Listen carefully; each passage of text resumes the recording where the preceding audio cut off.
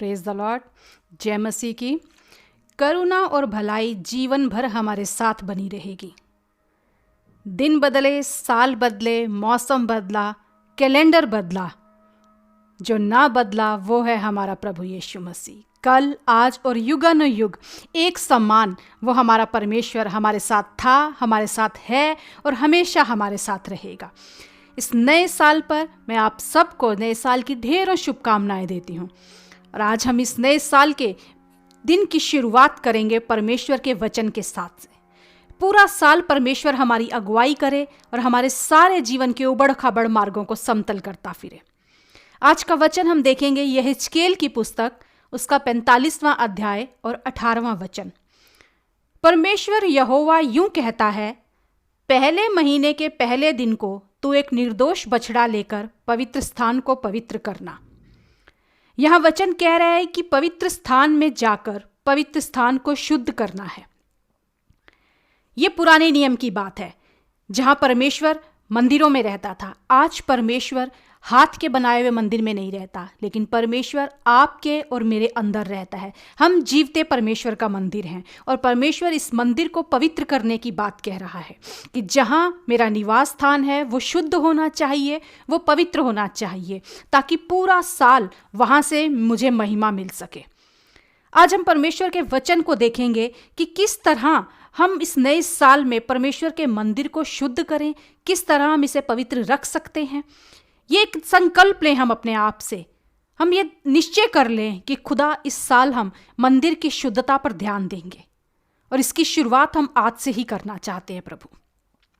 अब तक हो सकता है आपने बहुत से संकल्प लिए होंगे, पहले सालों में लिए होंगे और शायद उन पे बाद में फोकस ना किया हो, और इस साल भी आपने कुछ निश्चय किया होगा कुछ करने का, लेकिन उससे बड़ा निश्चय हम ये करें कि इस साल हम परमेश्वर के मंदिर की पवित्रता पर ध्यान देंगे।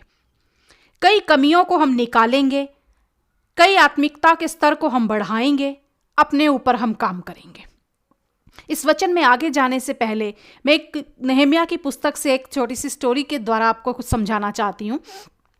नहम्याह की पुस्तक में हम देखते हैं कि नहम्याह को पता चलता है कि यरूशलेम की हालत बहुत ख़राब है, उसकी दीवारें टूट गई हैं, फाटक जले हुए हैं। तो वो उस दशा को देखता है और काफ़ी दुखी होता है, और वो एक तय करता है कि मैं जाऊंगा और परमेश्वर के भवन को दोबारा बनाऊंगा।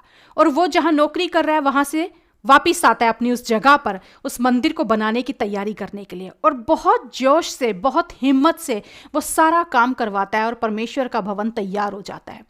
जब परमेश्वर का भवन तैयार हो जाता है उसके बाद वो दोबारा अपने काम पर लौट जाता है। पर काम पर जाने से पहले वो कुछ जिम्मेवारियां वहां जो याजक होते हैं उनको सौंप कर जाता है, और उनमें से एक याजक होता है एलियाशीब।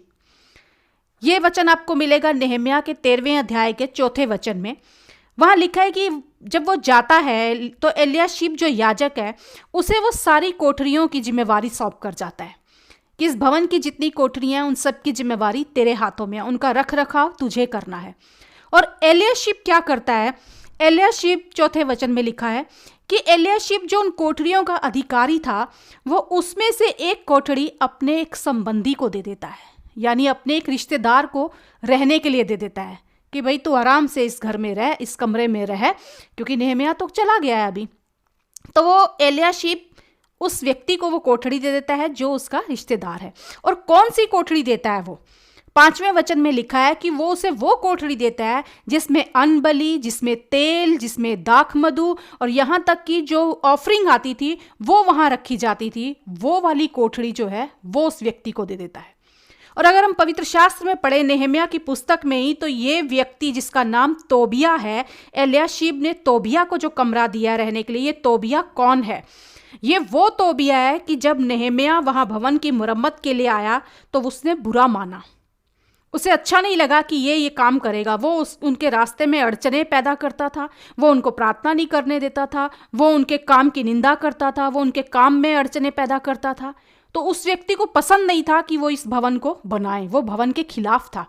और उसी व्यक्ति को आज एलियाशीब ने वहां पे जगह दे रखी है। और पवित्र शास्त्र का नहम्याह का 13वें अध्याय के पहले वचन में लिखा हुआ है कि तोबिया जो था अम्मोनी व्यक्ति था, और अम्मोनी और मोआबी जो व्यक्ति थे उनका परमेश्वर की सभा में आना मना था। वो लोग वहां उस सभा में भी नहीं आ सकते थे। और उसी व्यक्ति को, जो एलियाशीब था, उसने एक कोठड़ी वहां दे दी परमेश्वर के भवन में। आज आपने और मैंने कहीं कोई कोठड़ी किसी तोबिया को तो नहीं देके रखी अपने अंदर। इस परमेश्वर के मंदिर में, इस परमेश्वर के भवन में कहीं कोई तोबिया हमारे अंदर छुप कर तो नहीं बैठा।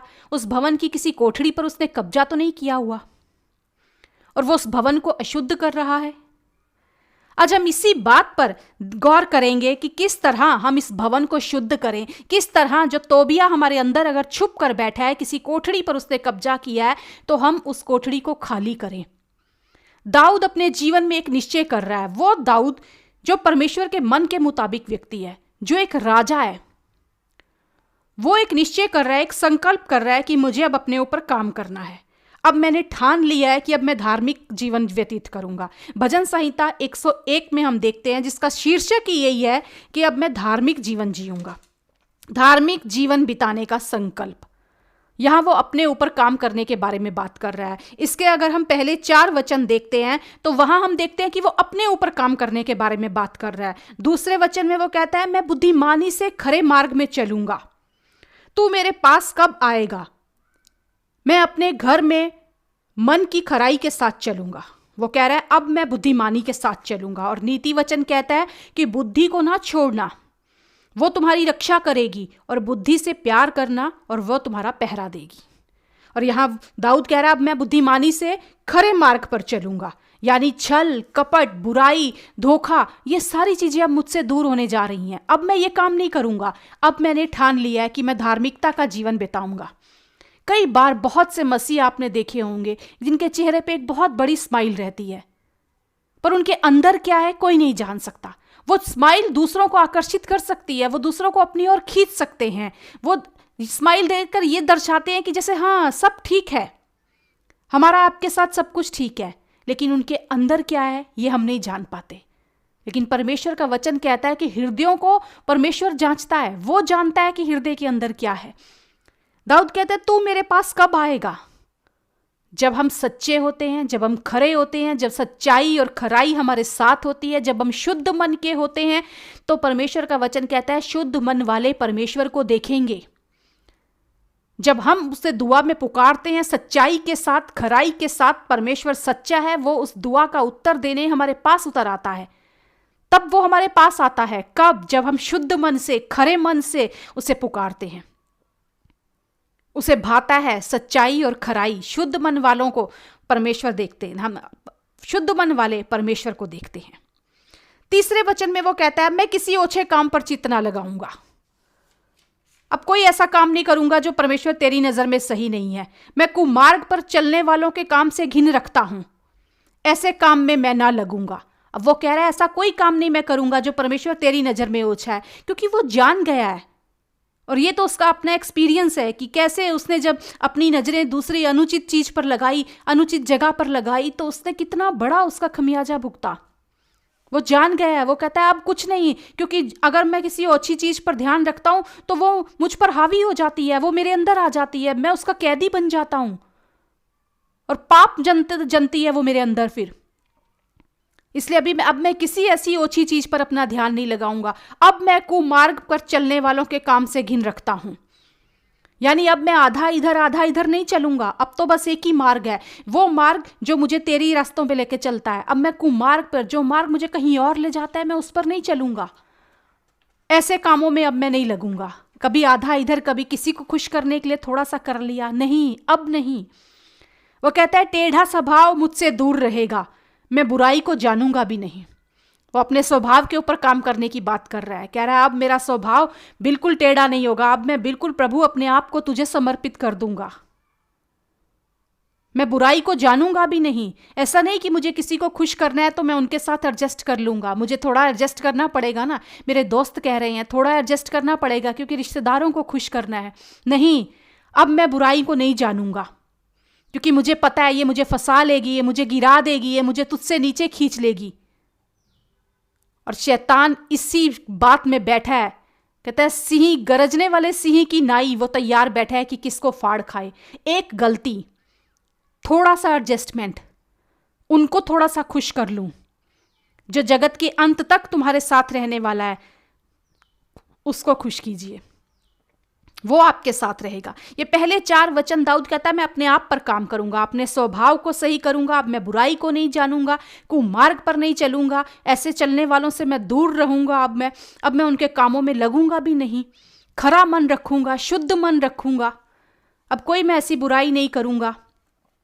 सबसे अधिक अपने मन की रक्षा कर, नीति वचन कहता है अपने मन की सबसे अधिक रक्षा कर, क्योंकि जीवन का मूल स्रोत वही है। और ओछी चीजों पर चित्त मत लगाओ। खुदा कहता है मेरे वचनों को अपनी आंखों से ओट मत होने दो, इन वचनों पर अपनी आंखें नजर लगाओ, तुम्हारी आंखें सामने की ओर लगी रहें, सही मार्ग पर, सही चीज पर, ताकि कोई बुराई तुम्हारे अंदर ना जाने पाए। शुद्ध करो अपने आप को, शुद्ध रखो अपने आप को, पवित्र बने रहो। उसके बाद वो क्या कह रहा है यहां, अब तक तो वो अपने ऊपर काम कर रहा है, लेकिन उसके आगे के वचन हम देखते हैं तो वो अपने आसपास के बारे में बात कर रहा है, अपनी प्रजा के बारे में। वो कहता है कि अब तो मैं जो छिपकर अपने पड़ोसी की चुगली खाए उसका मैं सत्यानाश करूंगा, जिसकी आंखें चढ़ी हों और जिसका मन घमंडी है उसकी मैं ना सुनूंगा। यानी अब मेरी प्रजा में से भी मैं ये बुराइयां दूर कर दूंगा, अब कोई ऐसी बुराई नहीं रहेगी। हमारे आसपास की हमारी जो संगति है उसके बारे में वो बात कर रहा है कि अब वो संगति को भी मैं सुधार दूंगा। अब मेरी आंखें देश के विश्वास योग्य लोगों पर लगी रहेंगी कि वे मेरे संग रहें। जो खरे मार्ग पर चलता है वही मेरा टहलुआ होगा। वो कह रहा है अब नई बुराई को मैं अपने पास आने दूंगा, अब ऐसे लोगों को नहीं आने दूंगा, अब तो मैं विश्वास योग्य लोगों को ढूंढूंगा कि वही मेरे साथ चलें और वही मेरी सेवा टहल करें।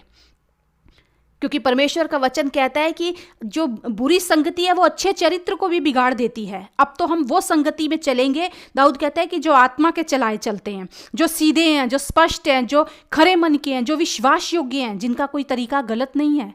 अब तो मैं विश्वास योग्य लोगों को ढूंढूंगा, मेरी आंखें उनको ढूंढने में लगी रहेंगी। जो छल करता है वह मेरे घर के भीतर भी ना रहने पाएगा, जो झूठ बोलता है वह मेरे सामने बना ना रहेगा। वो सारी इन बुराइयों को निकाल रहा है। कह रहा है कि अब तो जो छल करने वाले हैं, जो कपटी हैं, जो झूठ बोलते हैं, जो बुराई रखते हैं, जो खरे मन के नहीं हैं, जो घमंडी हैं, जिनकी आंखें चढ़ी हुई रहती हैं, जो चुगली खाते हैं, इन सब से मैंने दूरी बना ली है। अब मैं इनको अपने पास भी नहीं आने दूंगा। अब तो बस मैं विश्वास योग्य लोगों को ढूंढूंगा, अपनी संगति भी विश्वास योग्य लोगों के साथ रखूंगा और अपने आप पर भी मैं काम करूंगा, अपने आप को भी मैं सुधारूंगा।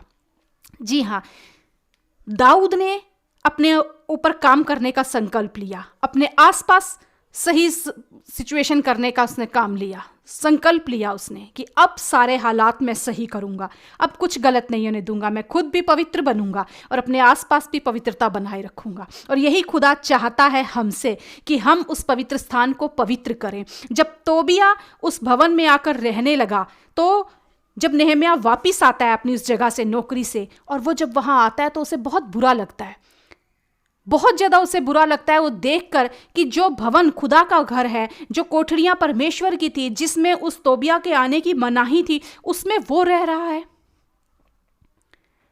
परमेश्वर का वचन अगर हम देखें तो वहां लिखा हुआ है कि नेहम्याह ने बहुत बुरा माना। जब उसने ये सब कुछ देखा तो उसने बहुत बुरा माना और उसने क्या किया। 13वें अध्याय का 8वां वचन, नेहम्याह की पुस्तक 13वां अध्याय 8वां वचन, नेहम्याह कहता है मैंने तो तोबिया का सारा घरेलू सामान उस कोठरी में से फेंक दिया। दाऊद अपने आप को शुद्ध करने का संकल्प ले रहा है। वो कह रहा है अब ये सारे काम बिल्कुल नहीं होंगे। तोबिया को निकाल के बाहर किया नेहम्याह ने। उसने कहा अब यहाँ ये सारा काम नहीं होगा। और उसके बाद अगले वचन में लिखा है और नेहम्याह ने सारी कोठरियों को शुद्ध करवाया। जरूरत है हमें आज अपने अंदर के उस तोबिया को बाहर निकाल कर फेंकने की, अपने आप को पवित्र करने के, दाऊद के समान ये कहने की कि प्रभु अब मेरा जीवन में कोई तोबिया राज नहीं कर सकता, कोई तोबिया यहाँ पे वास नहीं कर सकता, कोई कोठरी उसके योग्य नहीं है, अब किसी कोठरी में वो आकर नहीं बस सकता। खुदा तेरा घर अब प्रार्थना का घर कहलाएगा, झूठ का घर नहीं, लालच का घर नहीं, व्यभिचार का घर नहीं, ओछी बातों का घर नहीं, चुगली का घर नहीं, कोई छल कोई कपट का घर नहीं, पर खुदा अब तेरा घर तो प्रार्थना का घर कहलाएगा। अगर आपके जीवन में कोई भी ऐसा तोबिया है जिसे आपने अपने अंदर जगह देकर रखी है, दुआ कीजिए खुदा से भजन संहिता 101 का 8वां वचन कहता है कि दाऊद कहता है, भोर ही भोर को मैं देश के सब दुष्टों का सत्यानाश किया करूंगा। क्या वो सुबह सवेरे तलवार लेकर निकलेगा और सबका नाश करेगा?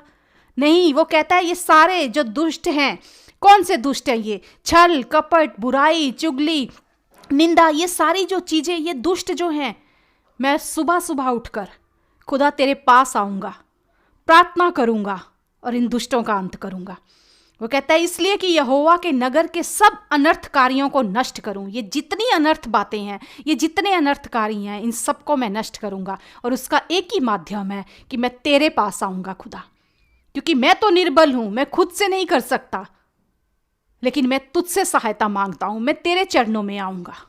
दाऊद के समान हम संकल्प ले लें इस चीज का कि खुदा हम सुबह सुबह तेरे पास आएंगे। आज हम तेरे पास आए हैं, पूरा साल हम तेरे पास आएंगे। कोई दुष्ट यहाँ पर अधिकार न जमाने पाए प्रभु, कोई अनर्थकारी यहाँ पर आकर राज ना करने पाए खुदा, कोई तोबिया यहाँ आकर कोठरी में टिकने ना पाए। लेकिन हम इस भवन की सफाई करेंगे, इस भवन को पवित्र करेंगे खुदा, तेरे लहू के द्वारा। आज भी तेरे पास वो सामर्थ है हमें शुद्ध करने की प्रभु यीशु।